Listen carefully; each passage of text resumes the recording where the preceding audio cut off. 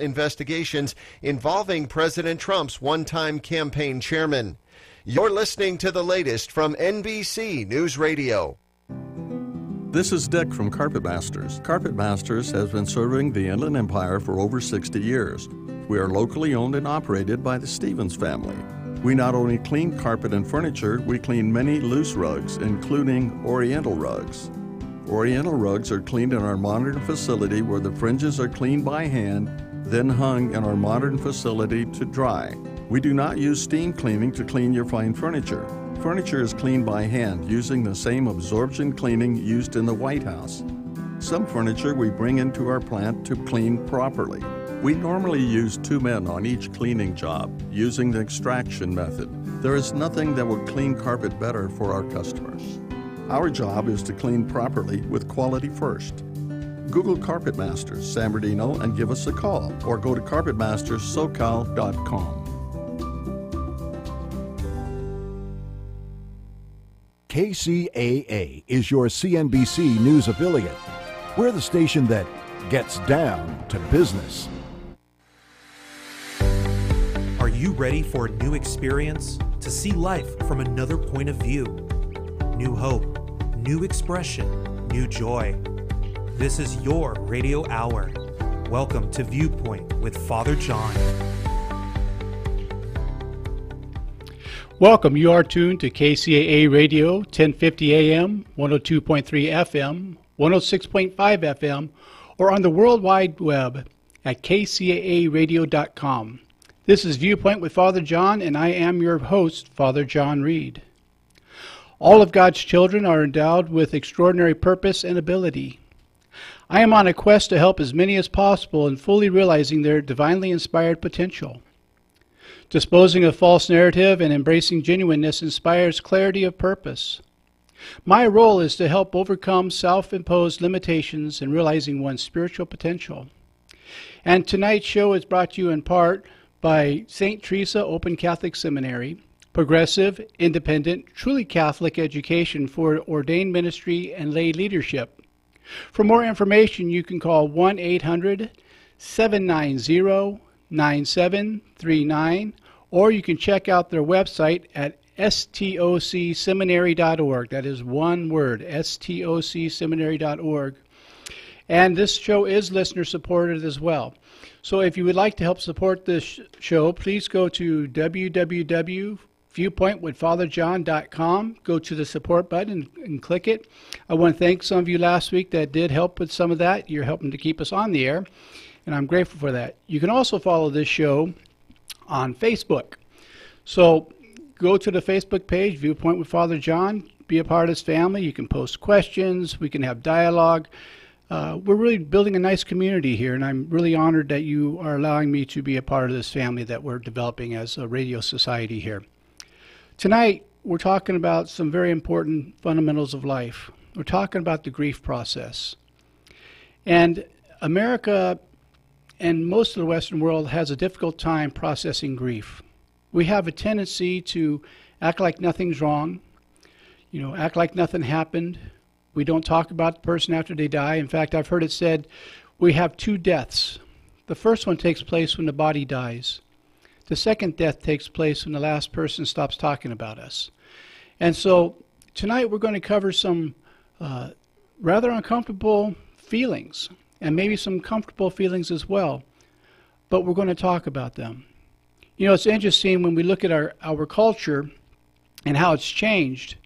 50 years ago, you could talk about death openly, but you could not talk about sex. In fact, in many of the Victorian homes, they had a room they called the parlor. And one of the things that the parlor was used for, besides social occasions, was when a member of the family died, the family would wash the body, would dress the individual, and they would have the wake there in the house. And people would come celebrate, particularly if you're Irish, like my family comes from. We love to celebrate anything. And so, in fact, we used to say, what's the difference between an Irish wedding and an Irish wake? One less drunk. But I just got my first eye roll from Brandon. I'm sorry, Brandon. But the idea was we spoke openly about death. We knew it was a part of life. But we cannot discuss sex.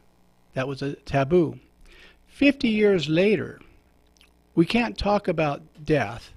We use a lot of euphemisms like they passed, they expired. In fact, when I was working for Hospice of the Valleys, that expression, they expired, used to drive our executive director crazy. He was a retired Lutheran minister. He says, well, my library card expired.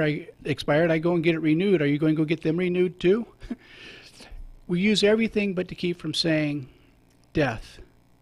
And yet none of us are going to get out of this thing alive. Everyone who is born owes a death. And if we can learn to talk about it, we can help each other heal. But we don't talk about it. I want to share with you a writing from a person. Their name is Terry Kettering.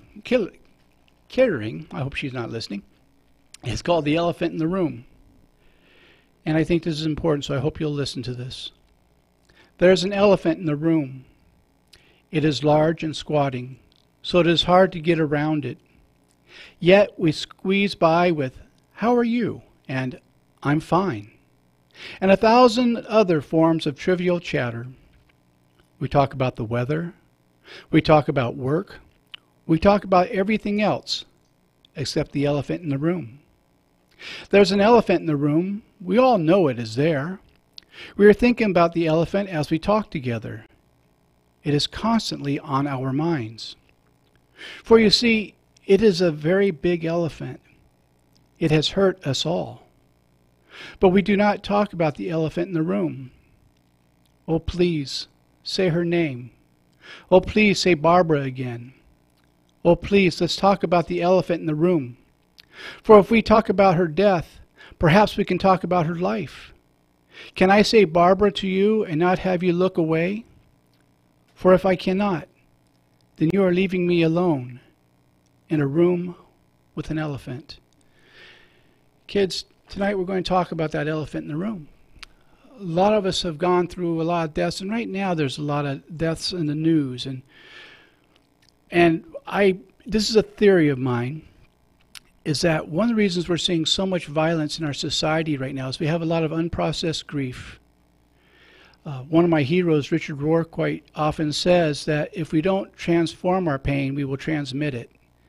And so we see people acting with great violence, with great callous.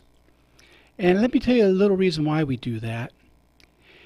Anger is a secondary emotion, not a primary. It's always the result of fear. Fear that we're not going to get something we think we need, or fear that we're going to lose something that's important to us. But the beauty of anger is it keeps us from feeling anything else. And if we're angry, nobody can hurt us. Nobody can get in and stir up the emotions. And so we stay angry, but after a while, if we don't deal with that anger, it eats us up. You know,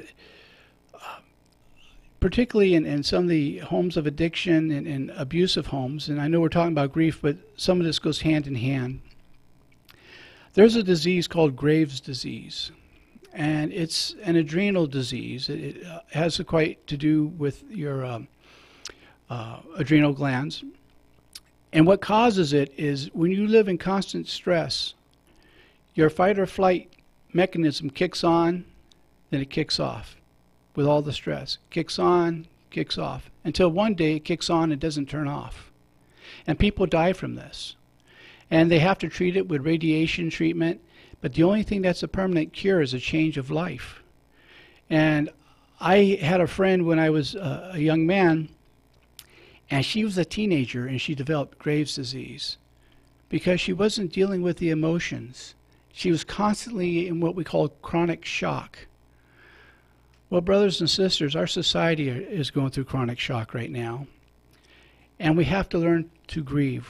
We need to talk about the feelings. And tonight, after the commercial break, which we're not there yet, but when we do come back from it, I have a grief specialist coming on, Kia Bagarath, and I'll say it about 6 times, and if I can get it right 5 out of 6, I get a prize. But she's going to come on. She works hospice. She's a bereavement specialist. She has degrees in counseling and psychology, and she's going to help us talk about some of this processing.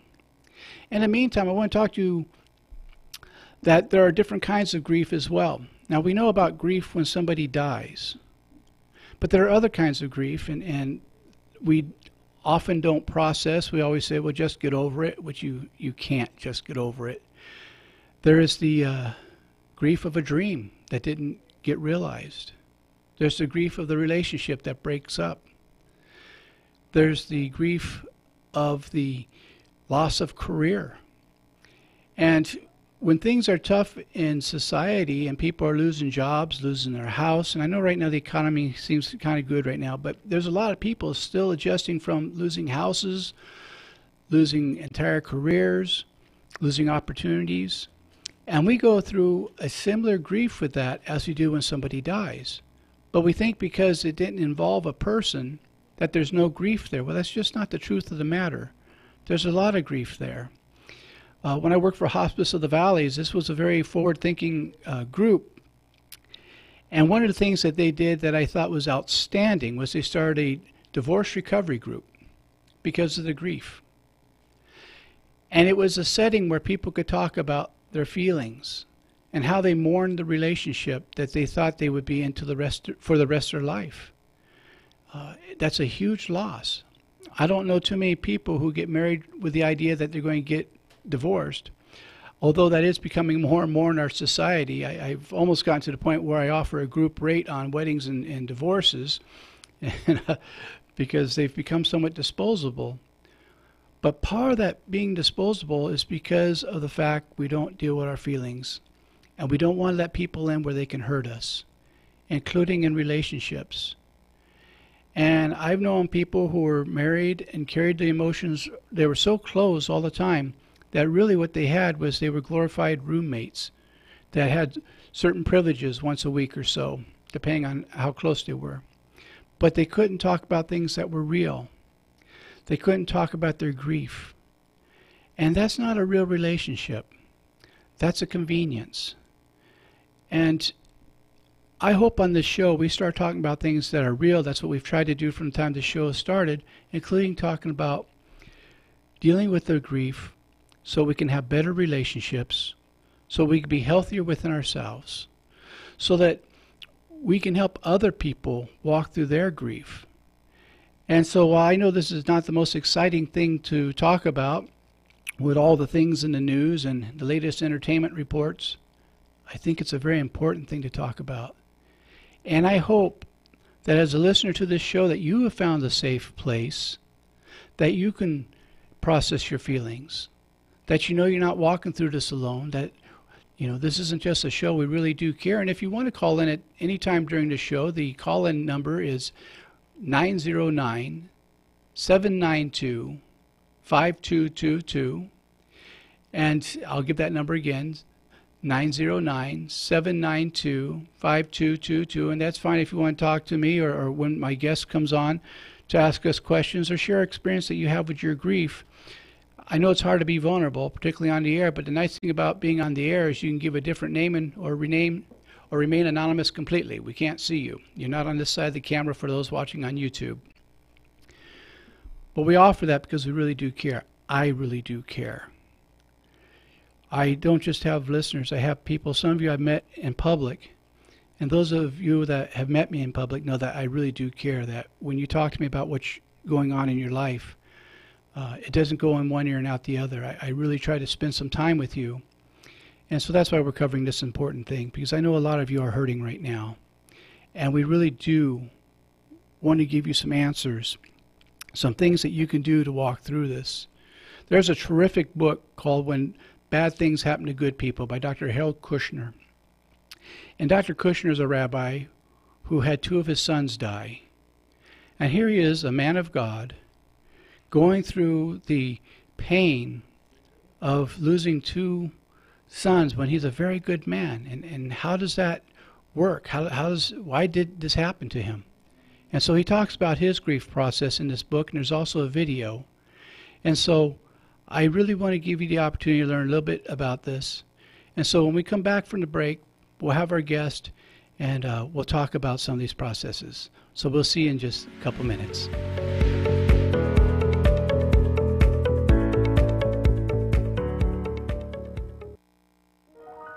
The loss of a loved one is one of the most challenging experiences in a person's life. It's hard to know where to turn to make your loved one's final arrangements. Jesse Ruiz at Personal Funeral Planning in Ontario will treat you and your loved one with the respect you deserve. Jesse served in the Marine Corps in Desert Storm and understands what it takes to provide loyal, personalized, and empathetic service to those who need it most. The families of Michael Jackson, Brittany Murphy, Ed McMahon, and many others have trusted Jesse to provide them with the highest level of service and support. To work with Jesse, call 909-762-4027, 909-762-4027, or visit their website, www.4pfp.org. www.4pfp as in personal funeral planning.org.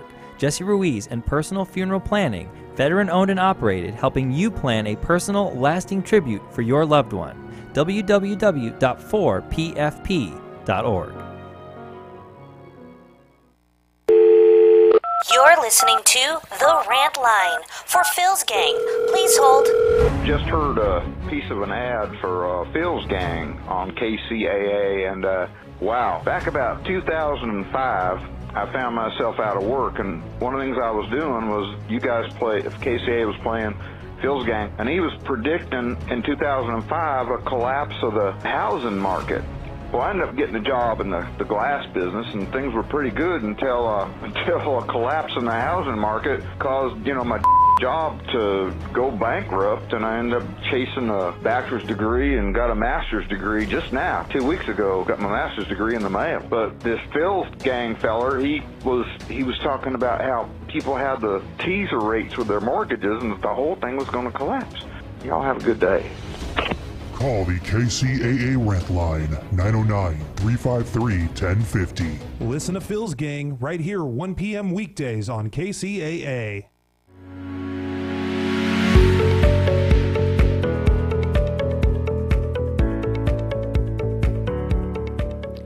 Welcome back. You are tuned to KCAA Radio, 1050 AM, 102.3 FM, 106.5 FM, or the World Wide Web at kcaaradio.com. This is Viewpoint with Father John, and I am your host, Father John Reed.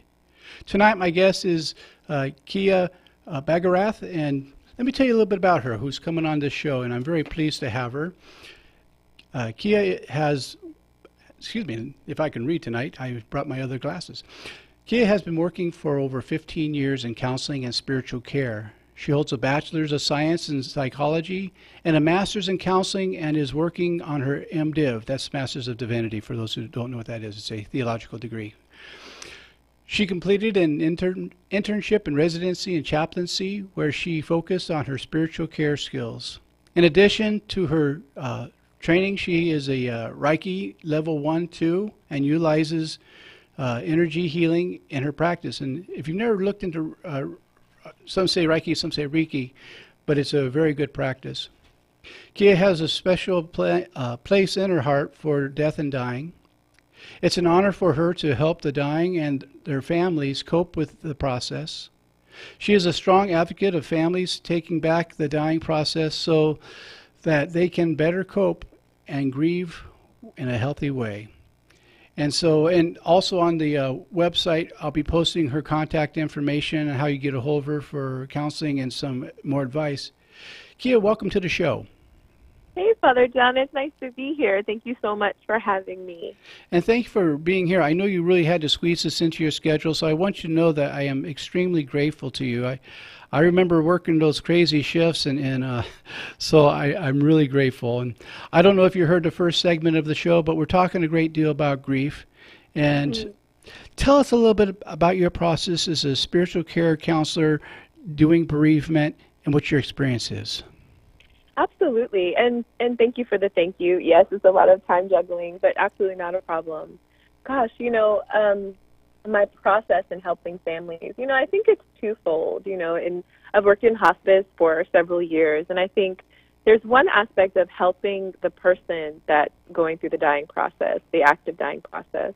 So there's one element of helping them cope, with their mortality, yes, what they feel will happen to them, once they expire, whether they have a belief in God, whether they don't. I've worked with patients that are devout Christians down to people that are atheists, so it's interesting to help the person that's going through that experience. But then there's another level with the family and friends that are around. And with them, in a way, I'm doing the same thing. I'm wondering, like, what are their thoughts about life after death? What is their belief system? Yes. What do they think happens? Do they have a faith base and those kind of things? And getting that knowledge is a really great starting ground for me to then, case by case, family by family, to help me understand how they're going to process their grief. Is that a good introductory kind of answer to your question? That's wonderful, and it really segues into what I was going to ask about next. Now, when I was really involved with hospice, I had 2 full jobs, as you probably experienced quite a bit. You're usually chaplain and also director of bereavement. And every hospice I worked with, and I believe it's just standard operating procedure, would offer a minimum of a 12-month aftercare for the family bereavement. During that 12 months, what are some of the things that you recommend for people who are at both the beginning and middle stages of bereavement? Absolutely. And definitely it's still, pretty much the industry standard in hospice to have a 13-month plan. What I found was that the first month or so after the death, really people are just kind of still reeling, like they've just planned the funeral, maybe they're starting to deal with the estate and things like that. And in that first month, I would say just be gentle with yourself. Write a list of all the things that just have to be done logistically. And then I encourage families, or if it's one particular person, to take, to journal, to take 10 to 15 minutes per day just to give yourself a chance to cry or to acknowledge the death. Because I think there's so much momentum, even I would say the first month to 2 months, right? Because estate, like dealing with the estate and taxes and family members and, cleaning out the house and, all that stuff. There's so much task-oriented stuff. And unfortunately, our culture doesn't really, it forces us to deal with those things first. Right. Before we can, really be with ourselves. So that's what I strongly encourage, for them to make time to be sad, make time to cry, because it's going to be really difficult the first 1 to 2 months. And then the third month is usually, in my experience, where I notice the grief really hits people, right? Because they've done all the logistical stuff. Now it's like they have more than enough time to be sad, right? More than enough time to really process their grief. And everybody's gone home by that point. Absolutely. Everybody's gone home by that point, and they are to themselves. Now, there's different nuances, right? Because sometimes if it's a spouse, that's different. If it's a parent, that's different. If it's a child, that's different. Yes. Yes, absolutely. But I always advise families or any person that I'm working with with bereavement that the third month is going to be challenging. So I encourage them to take the next step, to begin to develop some support patterns for themselves. So that might mean looking for a support group or listening to a radio show like this, for example, right? Just something that gets you thinking about it. Or I might encourage them to find a book about death and dying and about the process of grief. So they've got something there, to kind of help buoy them, through this process. Yes, absolutely. And, one of the things I often tell families, because I do a lot of funerals, is try to remember, if you don't remember anything else I say, remember this: it's okay to not be okay. Yes. And I tell them that when I had to do the funerals for my folks, my dad, my stepmother, people would ask how I was doing. I'd tell them I was fine. What they didn't know was FINE stood for frustrated, insecure, neurotic, and emotional. And that common grief, since there's no such thing as normal grief, but common grief was 3 to 5 years, not a few months. Does that go with what you tell the people you work with? Absolutely. Absolutely. Absolutely. Absolutely. Grief is something that really, it could be 3 to 5 years. It could be, 10 years, right? Yes. It all depends, on what your triggers are. So I think you've said a really important thing, is that allow yourself the space and the time, because grief, has a really its own agenda. Does that make sense? That makes a lot of sense. Yes. So you don't always know when it's going to pop up. I mean, I would say 3 to 5 years is a great average time. But I know even for myself, when my grandfather died, I don't think I started grieving until probably like, I don't know, maybe a good 10 years. Does that make sense? Like, yes, it does. I guess it just took me a little while. So, yeah, I agree. Every time frame is different for everyone. And you said very well the different triggers. When it's a grandparent, sometimes it's after you have your own children and you think, oh, I wanted to share this moment with them. For my uncle was the one who got me through a lot of things. And each time I reached a new level in what it was I was doing, whether it was priesthood, whether it was education, my first thought was I got to tell Uncle Bob. And it would remind me, Uncle Bob's not here. So what I would do, and I'd love to get your thoughts on this, is I have a little God box. People can use whatever box they like. And I would write letters to my uncle, telling him everything that's going on. I would put it in the box. I'd leave it there for 2 weeks, and then I take it out and burn it so that I can let go of it. Do you have some tools like that you share with the people that you work with? Absolutely. I think that is a wonderful tool, writing letters to the deceased. And I think that comes along with an ideology that the person, doesn't really ever die, right? That their energy is always with us, their spirit is always with us. And so for those family members that have that belief system, absolutely, I encourage that. I also encourage altar space, having time in your day, like for me, I keep a pair of my grandmother's earrings, at my altar space. Yes. And for her, I think I'm constantly grieving in terms, and let's kind of just define, what grieving is. Yes, grieving please. Grieving is, it's like the behavior that happens as a result of a person's passing. So you are, maybe not just behavior, but also emotion. So grief can look like depression. Grief can look like detachment. Grief can look like having lack of energy, Grief can look like having a whole lot of energy and not sleeping well, or having zero energy and still not sleeping well, Right. Right. Bereavement is the way that we in our culture show that someone has passed or that we're grieving, right? Right. So like funeral, like you said, funerals, that's an example of bereavement. And, Yes. in the Jewish culture, covering mirror, that's an example of bereavement. But, yeah, go ahead. Yes. Well, one of the things that I have real difficulty with in our culture is some of the platitudes people say, and I know it's because we don't know what to say to someone who's suffering the loss of a loved one, but when they say, in a little while, life will get back to normal. And I try to tell people, no, your life has changed. You're going to have to adapt to a new way of walking, a new way of seeing. It's completely changed, and that's okay. It's supposed to change.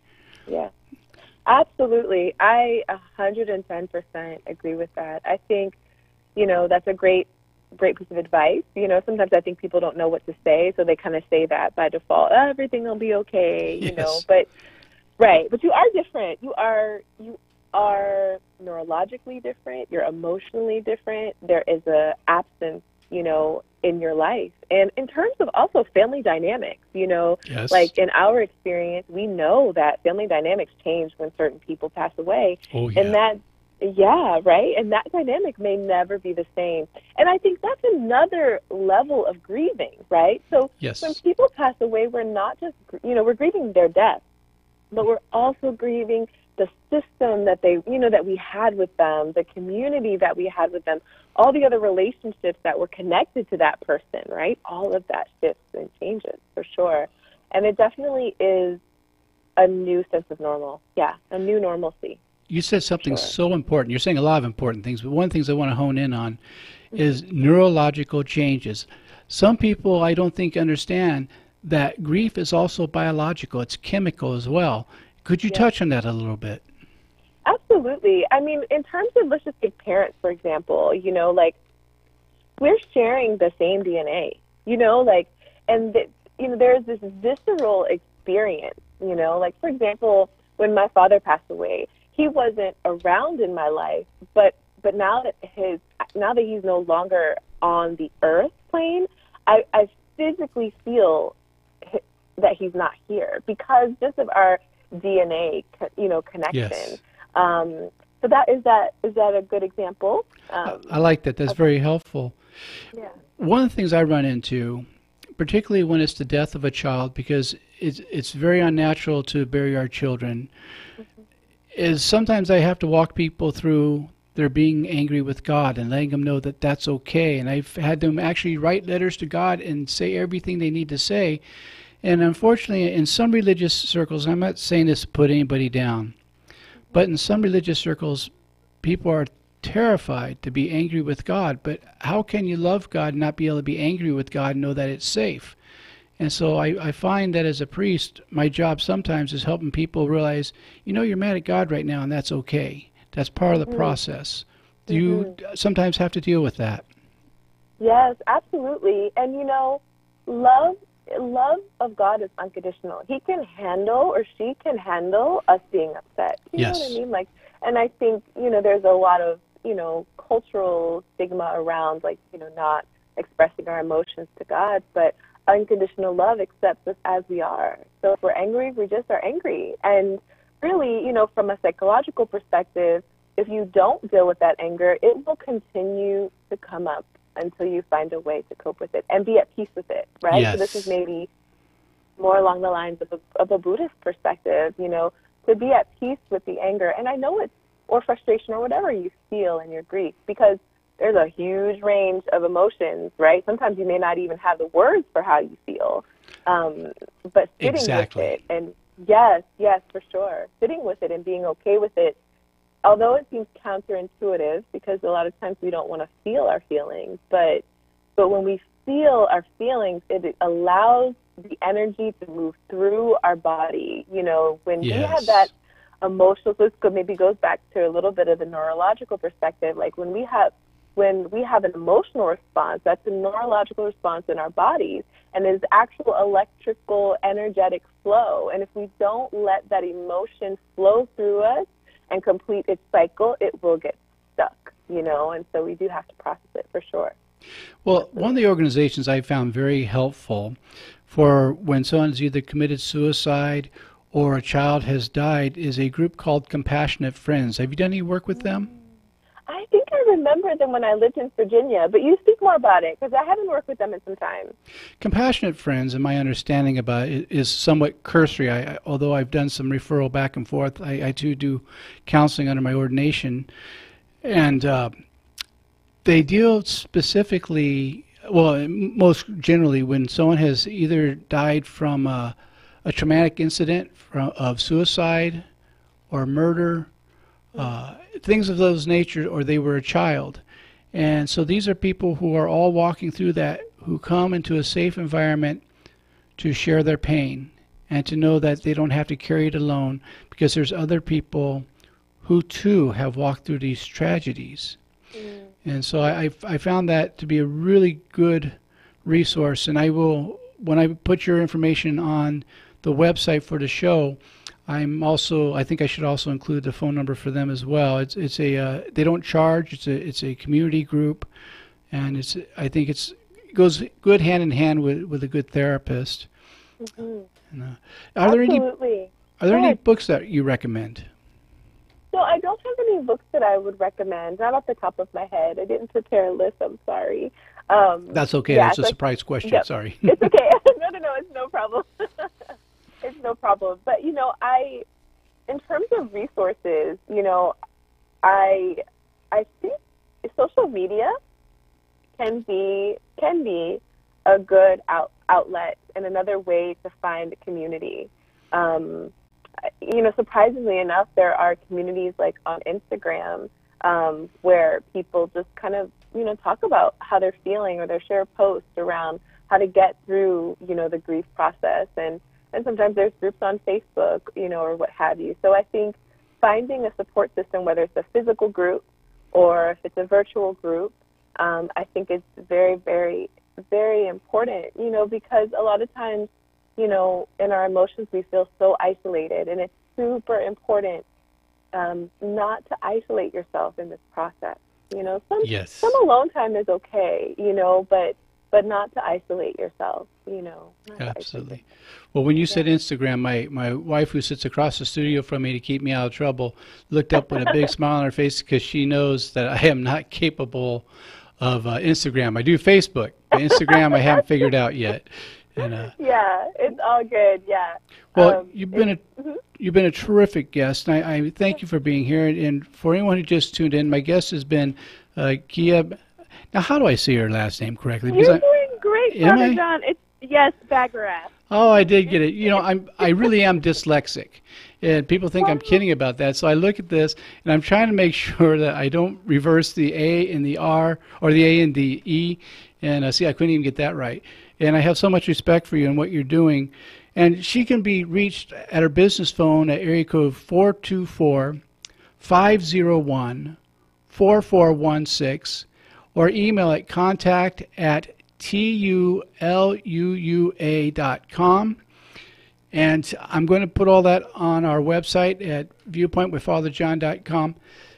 Kia, thank you so much for taking the time to be with us, and you've really added a great deal to, I know, of many of my listeners' lives by your knowledge and your kindness, and I wish you the best of everything. We'll be back. Absolutely. Thank you. We'll be back in just a couple minutes after the next break.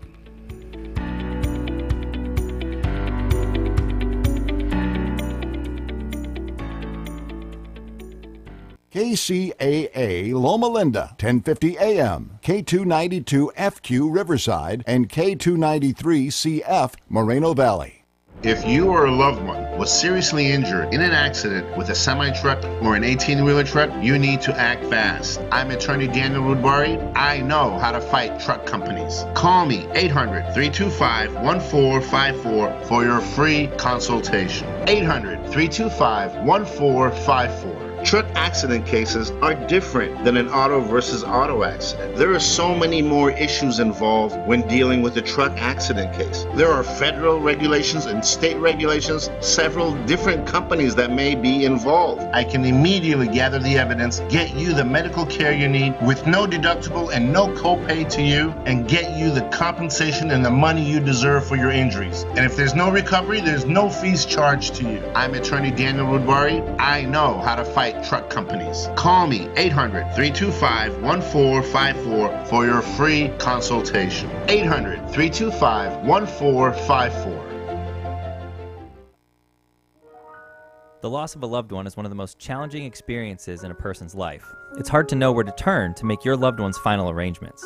Jesse Ruiz at Personal Funeral Planning in Ontario will treat you and your loved one with the respect you deserve.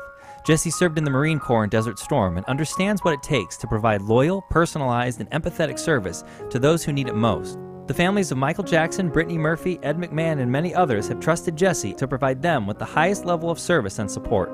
To work with Jesse, call 909-762-4027, 909-762-4027, or visit their website, www.4pfp.org. www.4pfp as in personalfuneralplanning.org. Jesse Ruiz and Personal Funeral Planning, veteran owned and operated, helping you plan a personal, lasting tribute for your loved one. www.4pfp.org.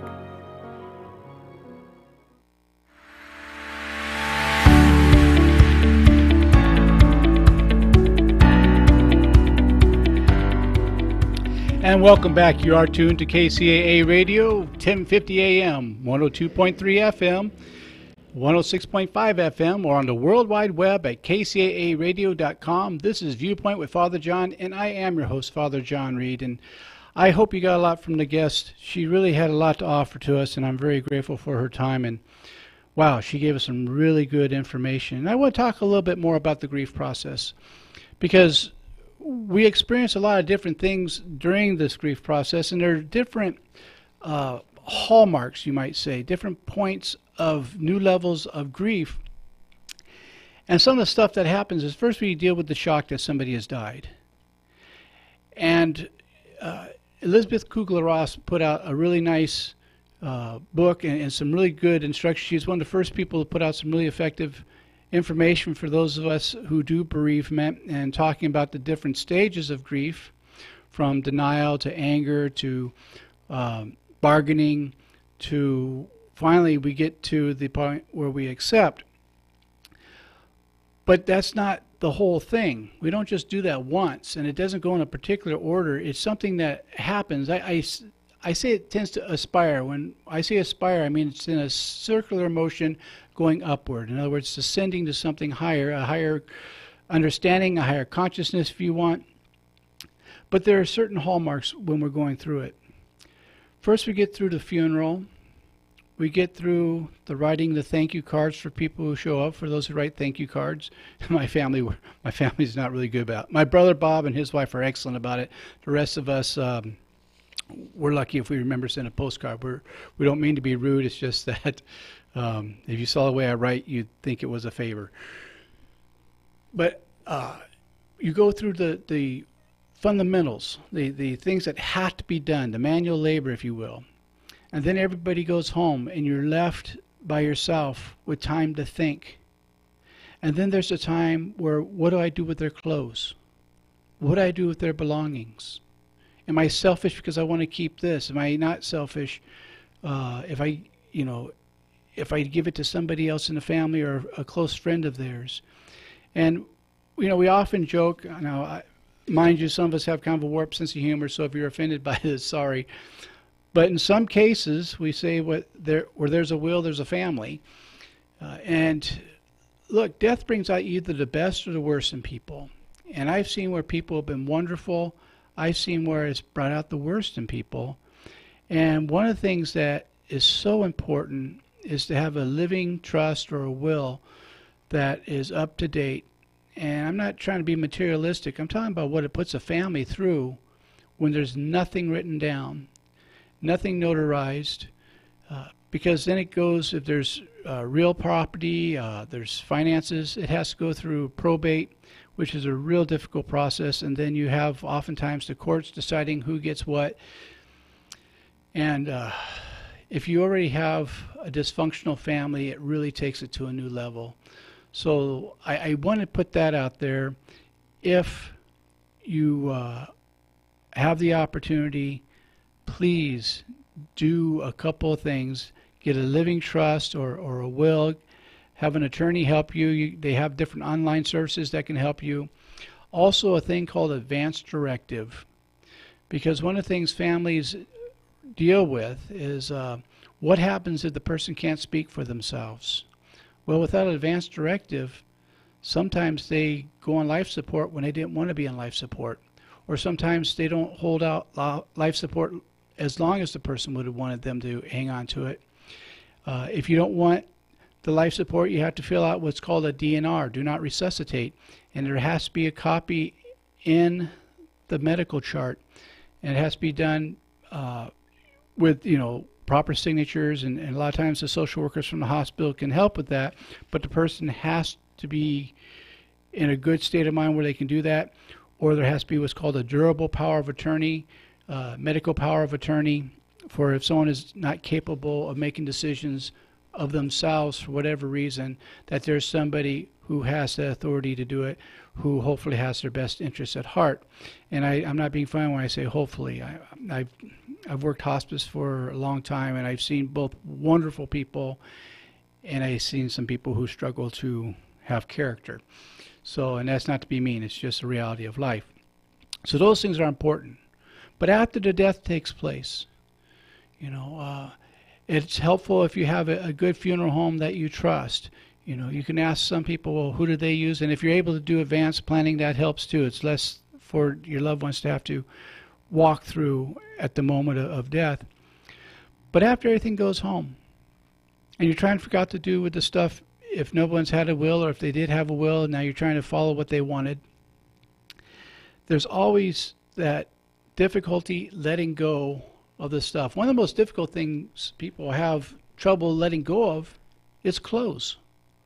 They'll have a closet full of clothes of their loved one, and they know they're not going to use it, but they feel that by getting rid of the clothes, they're throwing their loved one away. And it's a feeling. It's not remember, feelings and facts are two different worlds. It's a feeling. Sometimes it's helpful to have a friend or a loved one come help you discard those clothes. You can make plans with them, maybe a homeless shelter, maybe a church or someplace where people will get good use out of this clothing. And it's a way of passing on the blessings of your loved one to other people. There are anniversaries. In the first 12 months after a death has taken place, you go through a lot of firsts. First birthdays, first holidays, first anniversaries. So as these come up, it's important to have a game plan, to know what your limitations are, and to be flexible and willing to change. You've heard me say in this program many times, I reserve the right to change my opinion tomorrow based on new information. And so if you're going to a family function or a friendly function, know what your limitations are. Know if you could only handle an hour. It's okay to only go for an hour and then leave. It's okay to let other people know what your needs are. That's where we really struggle in grief is, people don't know how to help us, and sometimes we don't know how to tell them what we need. So as we discover what our new needs are, if we can communicate those to other people, not only does it help us, it helps them. Because a lot of people want to help when you're going through grief. And so find out what your needs are. Write them down. Communicate them to people around you so that they can help you, because they really do want to. They want to be a part of your healing process. Most importantly, find a few safe friends that you can talk about your loved one with, and they won't turn the other way. They will engage with you in conversation, and they will too talk about memories that they had with that individual. It's important.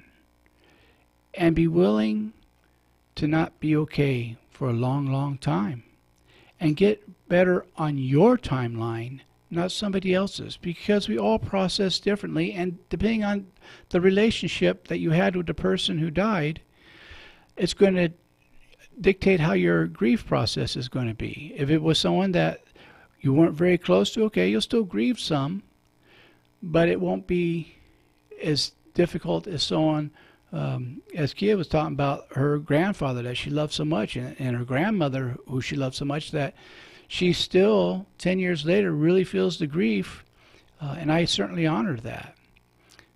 Talk about the things, where they made you crazy and you made them crazy, where they made you laugh and you made them laugh. All of it's good, And times where they made you crazy, you can talk about that. It's all good stuff. But more than anything, just be. Wherever you are, that's okay. You don't have to be anywhere else. You can process just as you are. So I hope some of this has been very helpful to you. I hope that you will reach out to people, and you're welcome to reach out to me on Facebook or on the website. You can click contact, and it'll send me an email, and I'm more than happy to talk with you about what's going on with your grief. This isn't just a radio show. We really do care about what's going on with you, because all of us go through our hurts in life. And we're not going to a commercial break because we're almost in the show, but there's a few housekeeping things I want to take care of. A new guy jumped into the driver's seat for the board operating, my friend Brandon. And, he's been doing a great job, and I want to thank him. He's just terrific.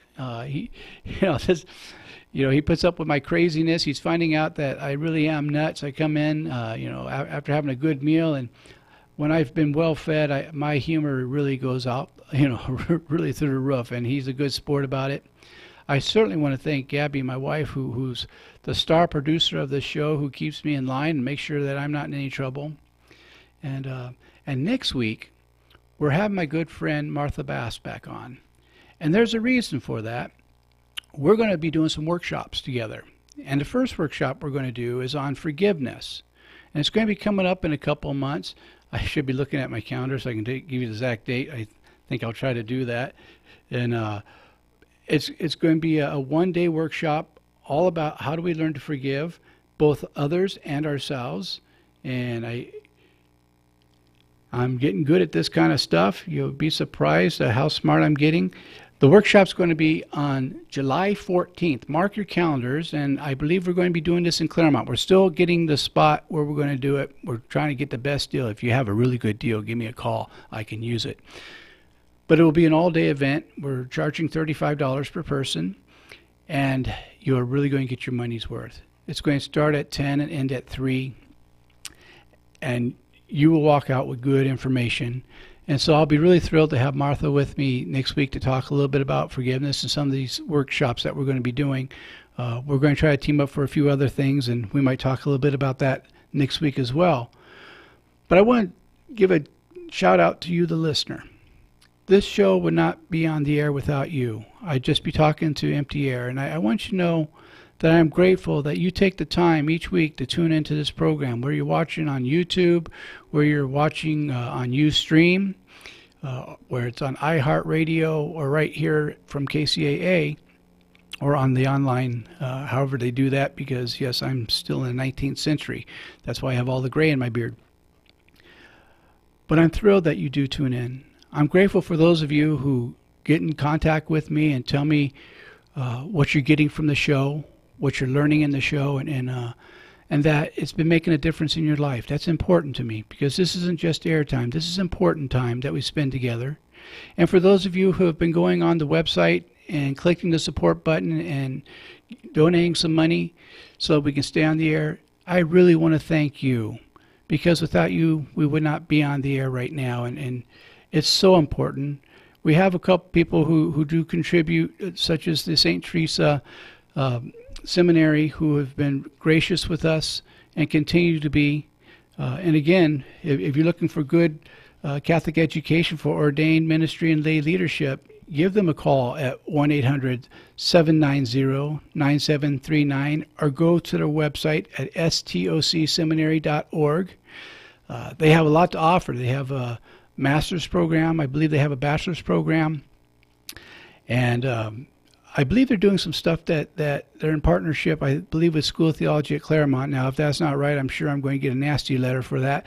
But my understanding is there's some partnering with some of that. But most of all, I want to hear more from you on how you're doing. What's going on in your life? What are some of the things you'd like to hear about? Because that's important to me. You know, I'm so grateful I have some of the best listeners and some of the smartest listeners of any show host. And I'll tell you, it means a lot to me. I brag about you folks all the time to other radio talk show hosts. In fact, I was on Facebook last night with another radio talk show host, and I was just telling them, I have the best listeners. These people are smart. They really have a lot going on, and they listen, and some get back to me and tell me what they've heard, and they share their opinions with me, and it's great. And so we've agreed that for one show I'm going to go on his program. For one show he's going to come and be on this program. Brandon just gave me the honeymoon sign, which is 3 minutes. That's the average honeymoon, I found out, 3 minutes. And for those of you who didn't get that, it's a slow burn, but it's worth it. But you know what? I hope you learned a lot tonight about what the grieving process is. This is just a starting point. In a few months, I promise you, I will do a one-day workshop on the bereavement process. Might even do it with Martha. We're still putting programs together, but I will do that for you. I've done it in the past, and a lot of people have told me that it's been helpful. If you are going through bereavement, don't go through it alone. You're worth helping. You're not crazy because you go to tell your loved one something after they've died. Your system's getting used to them being gone. Or you pick up the phone to call them. You're not crazy. That's part of the grief. Or you just turn around to say something and it strikes you that they're not there physically anymore. Now, my belief system, I think they're there spiritually. That's up to you if you buy into that or not. But whatever it is you need to do, do. I'm a big believer in writing letters, and I truly believe that life is eternal, and that when we write letters, the people that we love know what we put in those letters. And I've just had too many experiences as a hospice chaplain, as a priest, as a fellow human being, to know that there's more to life than what we see.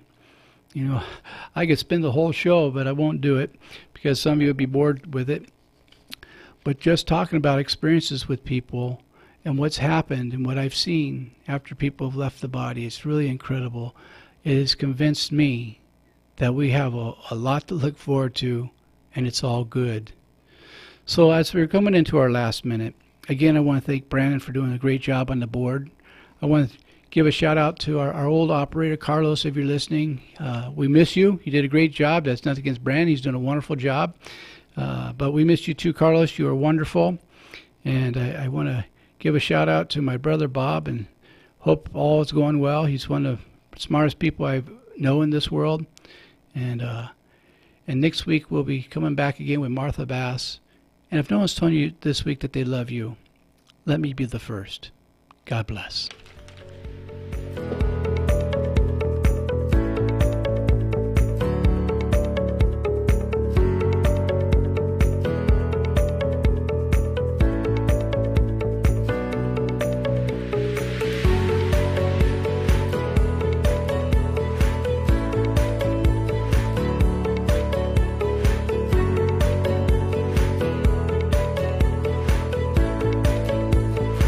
Here at the Del Walmsley Radio Show, where the hype ends and the help begins, tune in Monday through Friday at 11 a.m.